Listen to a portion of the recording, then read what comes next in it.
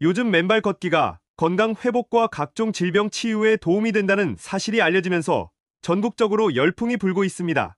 여러 카페와 동호회까지 생겨나면서 단체로 맨발 걷기를 하러 다니기도 합니다. 또한 방방곳곳 맨발 걷기 성지를 돌아다니며 건강을 회복하고 친목을 도모하는 사람들도 늘어나고 있습니다.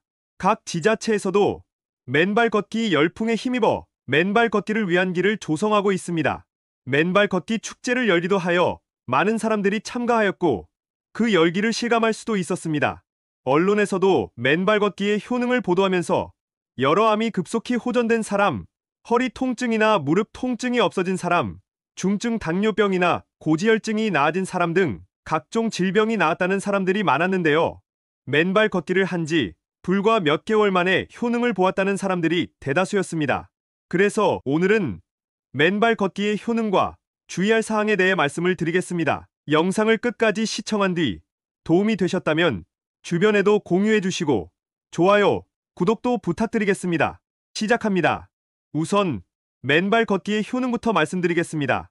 첫 번째는 발지압에 따른 혈액순환입니다. 발은 제2의 심장이라고 불립니다. 고대 중국 의학서적인 황제내경에서는 모든 병은 발에서부터 시작하고 피곤하면 발이 먼저 쇠약해지며 건강을 유지하려면 발부터 보호하고 발을 보호하면 늙지 않는다 라고 적혀 있습니다. 우리 몸에서 중요한 발은 심장에서 가장 멀리 떨어져 있기 때문에 혈액순환이 비교적 쉽지 않고 노폐물이 쌓이기 쉬워 각종 질병의 원인이 될 수 있습니다. 그래서 발 관리에 조금만 신경을 더 써준다면 우리의 몸은 더 건강해질 수 있습니다. 발을 건강하게 관리하기 위해서는 혈액순환을 원활하게 해줘야 하는데 가장 쉬운 방법이 발지압입니다. 발에 분포하고 있는 각종 경혈점을 자극하는 발지압과 맨발 걷기는 같은 원리입니다. 맨발 걷기를 하면 혈액순환이 원활해지고 유산소 운동, 불면증 완화, 체온 상승 효과도 더불어 기대할 수 있습니다. 실내에서도 신발을 신지 않고 맨발로 걷고 있지만 야외에서 맨발 걷기를 하는 이유는 지압이론 때문입니다. 지압이론이란 야외에서 흙길을 걸으며 돌멩이, 나무의 뿌리, 나뭇가지 등이 발바닥을 자극하며 우리 몸의 각종 장기에 혈액이 왕성하게 공급되어 신체 기관의 활성화를 돕고 면역 체계를 강화하게 되는 것을 말하는 이론인데 맨발로 걸으면 웬만한 병에 걸리지 않게 된다고 하고 있습니다. 그리고 맨발 걷기에는 접지 이론이라는 것이 있는데요. 접지는 영어로 어싱이라고도 하며 우리의 신체가 지구 지표면과 맞닿으면서 생기는 좋은 신체적 효과를 말합니다. 나무나 동물들은 물론 모든 생명체들은 땅을 맨발로 밟고 살아야 그 생리적 체계들이 정상적으로 작동되도록 설계되어 있다는 통찰에서 나온 것입니다. 현대인들이 수많은 비감염성 만성 질병들을 포함하여 코로나19와 같은 감염성 질병 앞에 맥없이 무너지고 있는 이유는 바로 여기에 있다고 하는데요. 부도체인 고무 밑창을 댄 신발을 신고 절연체인 아스팔트, 시멘트, 우레탄, 아스콘 등 포장도로를 걷고 고층 아파트와 빌딩 등에 살면서 1년 365일 땅과의 접지가 차단된 상태에서 살아가고 있음에 문제가 생긴다고 합니다. 즉, 땅과 접지의 차단에 따른 전자의 결핍 현상이 그 원인이라는 것입니다. 그래서 접지 이론에 따른 맨발 걷기의 효능 두 번째는 활성산소 제거 효과입니다. 사람은 산소가 없으면 살 수가 없죠.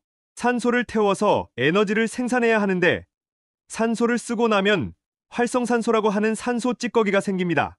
음식을 먹고 나면 대변이 생기는 것과 같은 원리인데요. 산소는 전자가 두 개씩 쌍을 이루고 있지만 활성산소는 한 개의 전자를 잃어버린 상태이기 때문에 매우 불안정하고 이런 활성산소들이 우리 몸을 떠돌면서 여기저기 공격을 해서 염증을 일으키고 DNA 변형을 일으켜 암을 발생시키는 주요 원인으로 지목이 되고 있습니다. 우리 몸에 있는 활성산소는 양의 전하를 띠고 땅에는 음의 전하를 띤 자유전자가 있는데 맨발 걷기를 하면 땅에 있는 자유전자가 몸에 올라와 활성산소가 중화된다는 것입니다. 암이나 고혈압 등 현대 문명병의 90%는 활성산소 때문인데 땅을 밟음으로써 활성산소가 중화되니 항산화 작용과 혈액 희석 작용으로 건강 유지에 상당히 좋은 효과가 나타나게 됩니다. 예부터 땅의 기운을 얻고 살아야 한다는 말도 있습니다. 그런 것들이 다 우리 선조들이 과학적으로 증명하진 못했지만 이런 접지 효과를 경험적으로 알고 있었을 것이라 생각됩니다. 맨발 걷기 효능 세 번째, 혈액의 점성 조절 효과입니다. 적혈구의 표면은 전하를 띠는데 서로 응집해서 혈액 속에 각종 단백질과 같이 엉키면 혈액의 점도가 끈끈하게 높아지게 됩니다. 접지 효과는 이러한 혈액의 점성을 묽게 한다는 연구 발표도 있는데요. 우리 몸의 혈액이 끈적해지면 혈액 순환에 문제가 생겨 혈전이 생기기 쉽습니다. 이러한 혈전은 심혈관 질환과 뇌혈관 질환을 일으키는 주요 원인이 됩니다. 그런데 맨발 걷기를 하면 혈액 속 세포끼리 밀어내는 힘이 활성화되면서 혈액이 묽어진다고 합니다.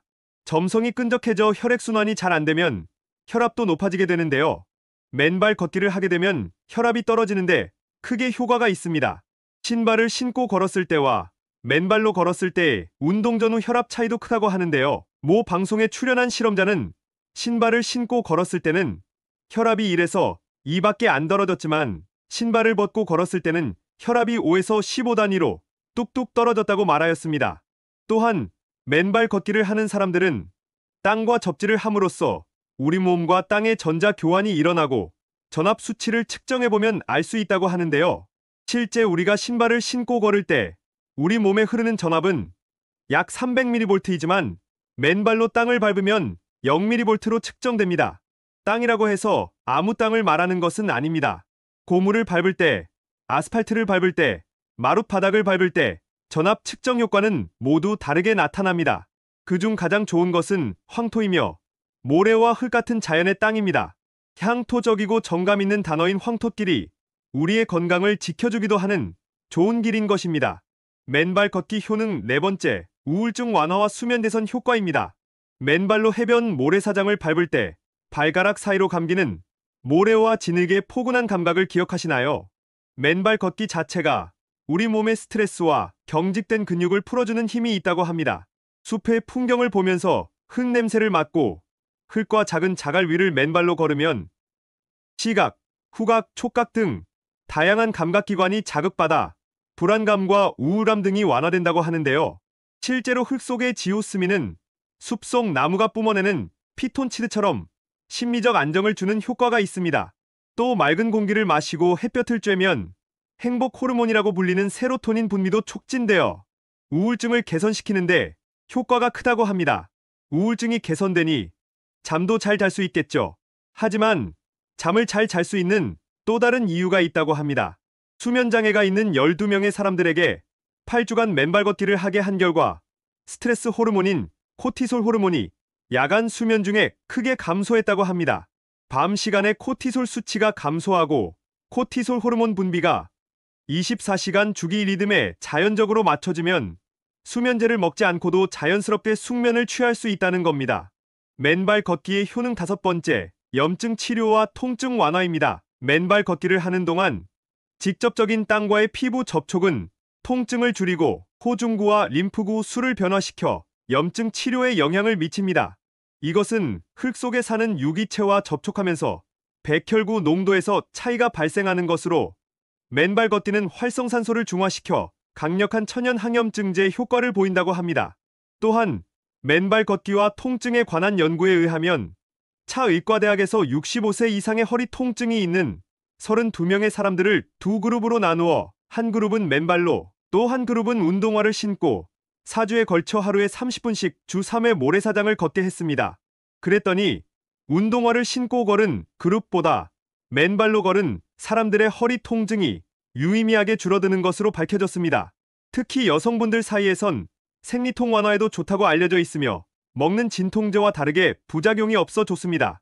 지금까지 맨발 걷기의 효능에 대해 알아보았는데요. 더 많은 내용이 있지만 간단히 요약해서 말씀을 드렸습니다. 혈액순환이 잘 되고 우리 몸의 염증이 치유되며 통증도 완화된다면 모든 질병을 치유하는 근본이 될 것입니다. 그래서 각종 성인병과 허리와 무릎 등 근골격계 질환에도 효과가 있다는 것 같습니다.